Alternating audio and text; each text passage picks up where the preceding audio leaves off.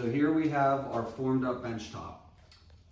We formed it using 1.5 strips of melamine on a full sheet of melamine after we made sure the floor underneath it was completely clear and clean of any debris. That way nothing's holding it up. We're not gonna have any warps in our forms, everything's good. What I did with the Keller, I just used Butterfield Integral Concrete Keller, pewter and charcoal to be exact. This finish took me 3 years to figure out. Take it, it seems simple, but it's not. You take it and you just kind of sprinkle it right on the surface. You don't want to go too light because during the polishing, it'll come right off. So there's a fine line between too much and too little. So that's the part that took me a really long time to figure out. So now that we got all of our colors spread how we want it, it's going to mimic a granite look. So Steve, I see blotches. Do you like those blotches so it fades from light to dark? I do. The blotches, the little bit heavier areas, I can control with the polisher. I can make it, I can blend it a little bit better to give it a very natural kind of granite look. What are the foam corners for? Just to, you know, give it some look, give it some shape, just so it's not a square bench top. And then that way, if you have a little kid or something running past it, you know, clipping a 45 corner, probably gonna hurt a lot less than clipping an actual corner. That's so there won't be concrete there. That's yeah. Clipping off the corners. Gotcha. Yep. Good. This is our Durwall wire. We use this in all of our countertops in there. Instead of 1/2-inch rebar. It's stainless steel, so it won't rust, and it has a higher tensile strength than 1/2-inch rebar. So it'll hold more, won't shrink and expand as much. So we like to use that instead of rebar. Let's check out the other materials we're using. You gotta clean that garage while you're at it too, Steve. I should talk to the owner about that. Maybe he can hire somebody to do it. Good luck with that. So right here we have the rest of our materials ready to go. We have a grade A cement. We have sand. Those two products you can get from any DIY store such as Home Depot or Lowe's. We have our bag of microfiber for added reinforcement. I don't want to do just a regular gray. I'd like it to be a little bit darker. So right here we just have some more deep charcoal, but it's not enough to turn it deep charcoal, so it'll give it a nice little darker tint. And then we have some super plasticizer for curing strength and overall strength. And then of course we have our trusty mortar mixer that has mixed up many batches of countertops for us.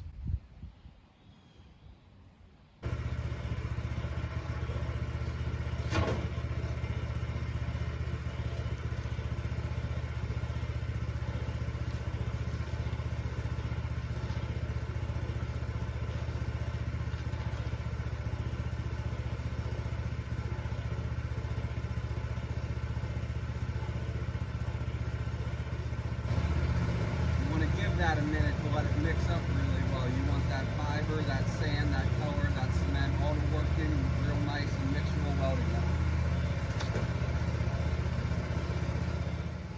So I took our super plasticizer and I mixed it in with the big bucket of water. That way it mixes into the water real well and it'll mix into our batch of sand and cement and everything a lot nicer.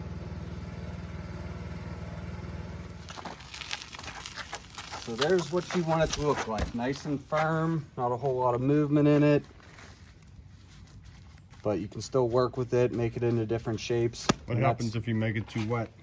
Well, then it just weakens the integrity and you run the risk of it cracking.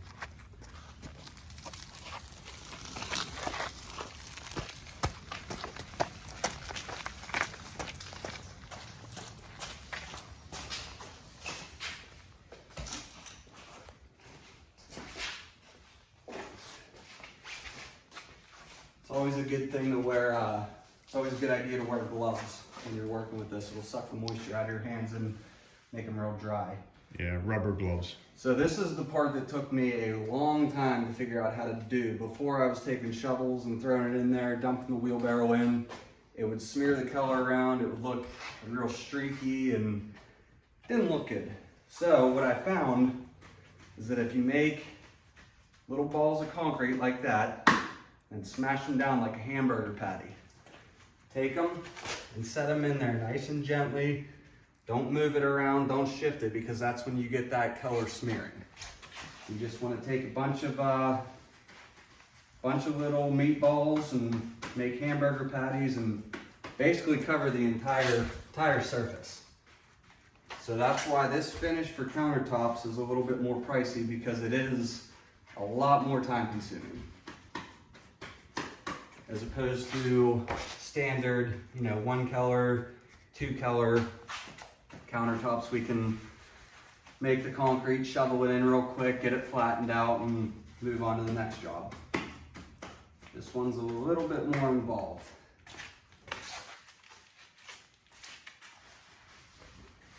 And once you get going, once you have enough done, what I like to do along the edges, so the top of this bench is actually the bottom. So what I like to do along the edges to make sure my corners are real nice and crisp, just take the concrete and kind of work the corners in. Now it might move the stuff you just laid a little bit, but it's nothing that's gonna make or break it. This just makes sure you're getting as many air bubbles out as you possibly can along those corners. It's gonna make polishing a lot easier. Other than that, when we're doing this kind of finish, I won't pack anything in the middle. I want big cavities, and that'll come into play later. You'll see why.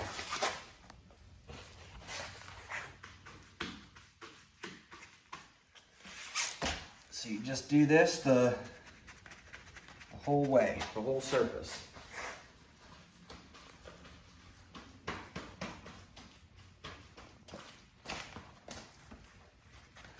You don't want to waste too much either, because I don't know about you guys, but my boss is a real stickler and doesn't like product wasted.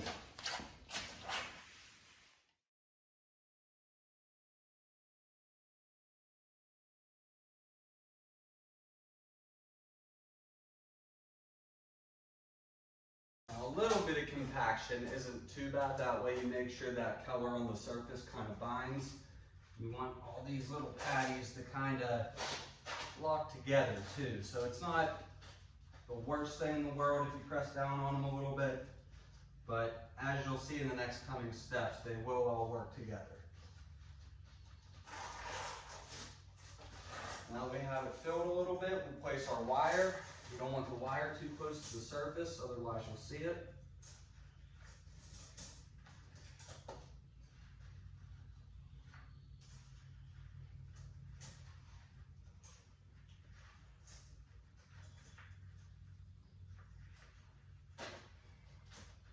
Drive a car across this thing when it's all said and done. Now you just want to fill it up to the top.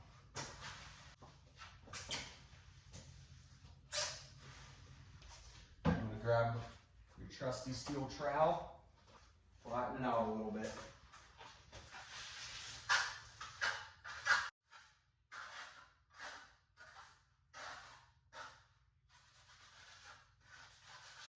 Now you take your straight edge and you just do nice, slow sweeping motions, cutting any humps down. That way you know the bottom is nice and flat, and whatever you have, your countertop, bench top, whatever it is, whatever it's sitting on, you know it's gonna be flat, it's not gonna be wobbly.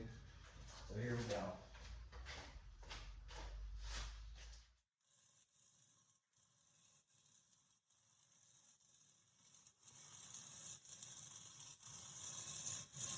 You can always do a couple streaks back, any holes or anything like that. You can grab some that you're pulling up, set it down in there like that. There's a little hole there. Just kind of work it back in so it's nice and flat.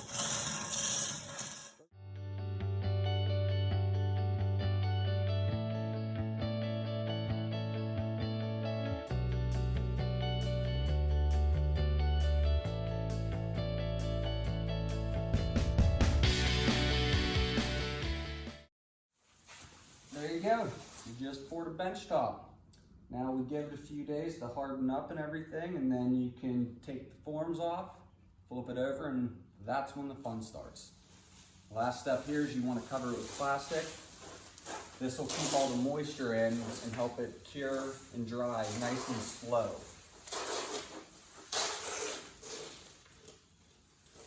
The faster it dries, the slower it dries, I should say.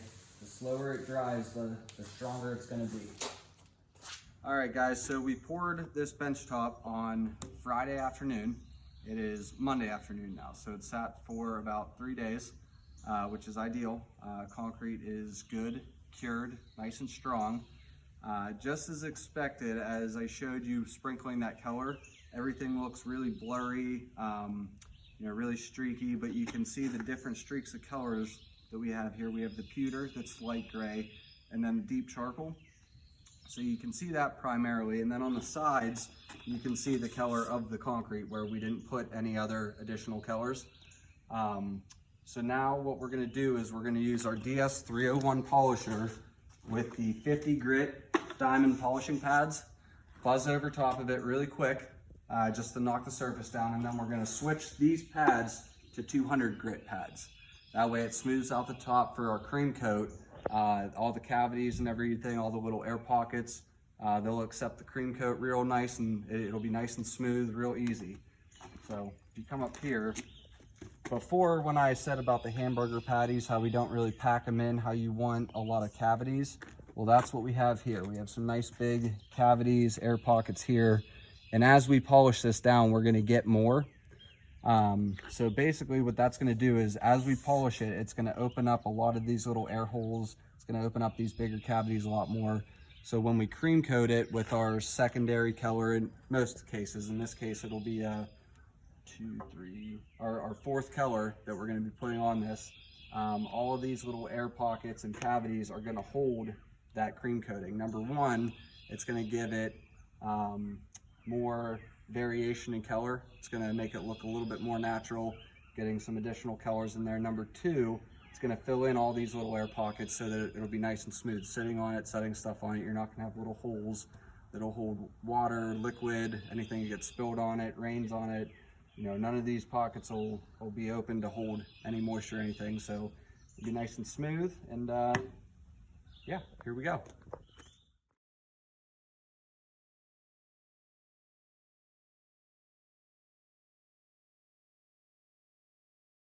But as you polish it, you're going to get all this slurry that comes off. So after each round of polishing, you kind of just hose it down, get all the slurry off. Now with this particular one, because we're doing the veins of color, you want to leave a little bit more color than you want for the first initial polish, because as we continue to polish it, you're going to lose some of it. So right down here is a little bit darker than I would like. Same with, these spots here. There's kind of a bigger buildup of pewter here and here, but that's all right, because like I said, as we continue to polish it, we're going to lose a lot of that. So that was the 50 grit. I'm going to switch this over to the 200 grit and we'll give it another polish. And just real quick, if you're going to try this when you're using these pads, this is the 50 grit, but you can see how there's all this meat on these pads. These last a good bit because we really only use them on initial polish. These are our 200 pads, and as you can see, they're pretty worn down. So this will probably be the last thing that I use these for before I replace them. They should ideally look like this. These real nice deep grooves that allow the water to travel through any debris that gets picked up. That allows them to leave. We're losing that on these, so this will probably be the last thing that I use these pads for, and then we'll replace them. And it is very, very important that when you're polishing with the DS301, you use water. It says wet and dry, but you get a much cleaner polish if you're using water to polish with.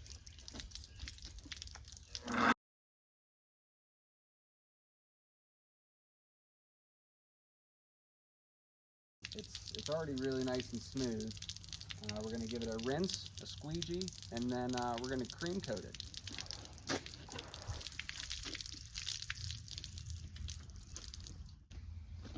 So here are our hand polishing pads.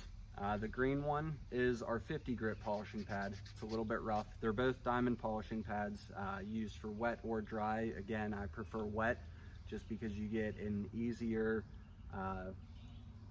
smoother final polish.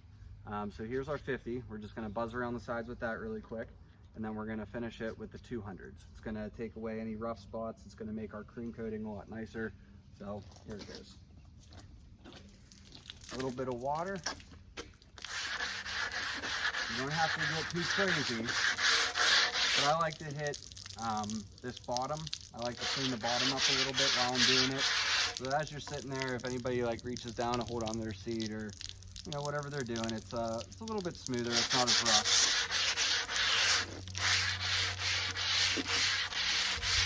And then I usually don't touch the top edge until the final polish, where it's the final polish before we seal it. That way it doesn't get taken down too much. It doesn't get beat up. You don't have a very round edge, unless somebody wants a round edge, then I'll, polish it more, or just use our rounding polisher for our handheld polisher.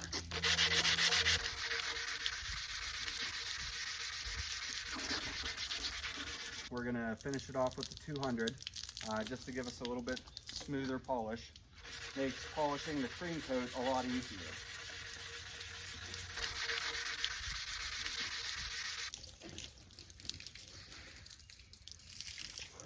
Okay, so as you can see, the bench top now from where it was 15 minutes ago, 10 minutes ago, is night and day difference. See, we lost a lot of that streaky, blurry colors. We kept a lot of the pewter veining here. We got a lot of charcoal running through here to kind of give us a lot of accenting to make it look pretty natural, almost granite-like. So now we're gonna go ahead and get it cream coat to fill in all these cavities right here. And again, we planned for that. It's just one of those ways that it really helps to give us a more natural look, a more multicolor look. So I think on this one, we're gonna use gray. Which is why on your first round of cream coating, I recommend you mix it up a little bit on the tighter side. That way it's gonna give you some flexibility there for the cream coat to absorb some of that moisture. It's gonna help pull the moisture out. You just use gray, Portland cement, or white, depending on whatever you're doing. Just Portland cement, a little bit of water, and I did throw a pinch of charcoal into there. I thought regular gray might be just a tad too light. Didn't want it to look extremely busy, so I think, yeah, I think I'm really gonna like this. So you just dollop it on like that. Spread it around, and as you spread it around, it's gonna get a little bit looser from that water being in those cavities there. And this is exactly why I like to do this outside. It is very messy.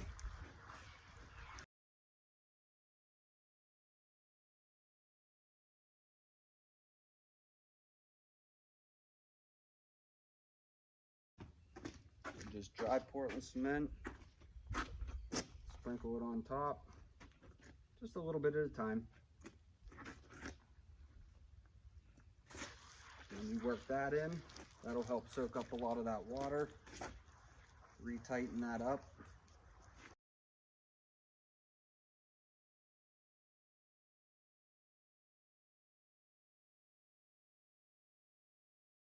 So now that we have all this excess cream sitting on top, you want to make sure you smooth it out. I've seen some people use seal trowels. What I like to do is use a piece of this hardboard that we get from Home Depot. We get this and rip it down to make our templates. You'll see that in another video though. But I like to take it, just kind of scrape the top. It's a nice smooth material, so you're not going to run the risk of scratching the countertop, putting any defects in there that are going to hold this cream. So you just smooth it all off. A couple passes each way. Try to keep all these pores nice and filled.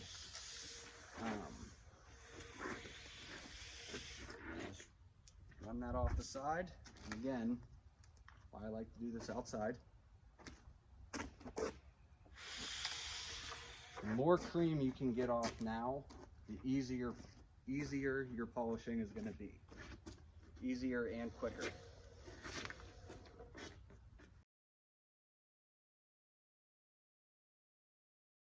Okay, there you go. That's round one of cream coating. Usually we have about 2 rounds because all these bigger cavities are they're gonna really soak that cream coat in and sink. So we do it a second time. That way we get a nice smooth finish across the top. Now we just hose everything down and push this back inside, wait for it to dry, and polish it tomorrow. Hey guys, so today we are doing the final polish on this bench top. Now I know I said before that we usually do 2 sets of polishing, well 3 if you consider, if you count the initial polish. But I came up this morning about 5 o'clock to polish the first round of cream coating off. Didn't really feel like filming that because it was extremely early, but we got the cream coat polished off. Everything was looking great. Couple low spots in those bigger cavities, so we cream coated it again, and this is what it looks like.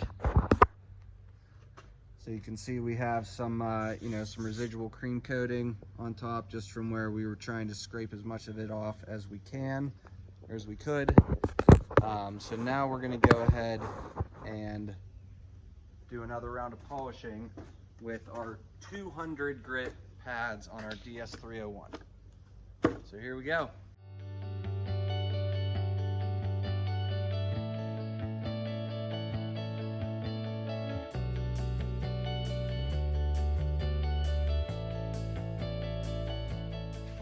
Hey guys, so once again we came up a little bit earlier this morning and did our first round of sealer. However, looking at it now, it definitely needs a second coat before it's ready for display. So I'm going to walk you through that. Here it is with the first round of sealer. You can see how that kind of pulls out a lot of the color. We still have that subtle veining running through with the lighter gray pewter and the darker charcoal. You can see all the cavities here that got filled in with our cream coating. Kind of gives it that nice kind of rustic, beat up, worn look that a lot of the natural stone has. So medium pressure. You want to make sure if anything's sticking on it, you want to get it off. Just give it a quick wipe down. And I did this before I started recording, so just give it another quick wipe down real quick. And yeah, there you go. You can see how nice and clean that tack cloth still is. That is a very good sign. The next step is to take some of our water-based sealer. You want to work a little bit at a time. Our foam roller here, just kind of spread it around nice and even. And then after I get the whole piece covered, I like to get a heat gun and kind of buzz over it real quick. You see how we're getting some air bubbles in the sealer. The heat gun will take that away. So here we go.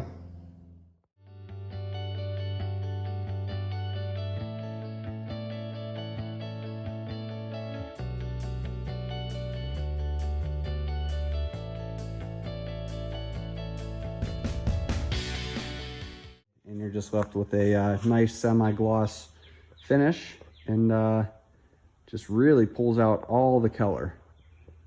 So there it is. Nice clean edges on it. No open pores. Perfect. All right, guys. Well, it is the Tuesday after my wedding. I am now officially married. And as promised, instead of the guest book, I made a concrete bench top, as you just saw the entire process. Everybody signed it, and we are gonna get ready to put a couple more coats of our water-based Butterfield ClearGuard sealer. That way these signatures will be in here forever, and then whenever I'm sealing the rest of the concrete at my house, just give it another coat of sealer and keep up with our yearly maintenance on it, and hopefully 20 years from now, we'll be able to look back on this and say, wow, that's really cool. I forgot he was there. I forgot she was there. So there it is. Pretty cool.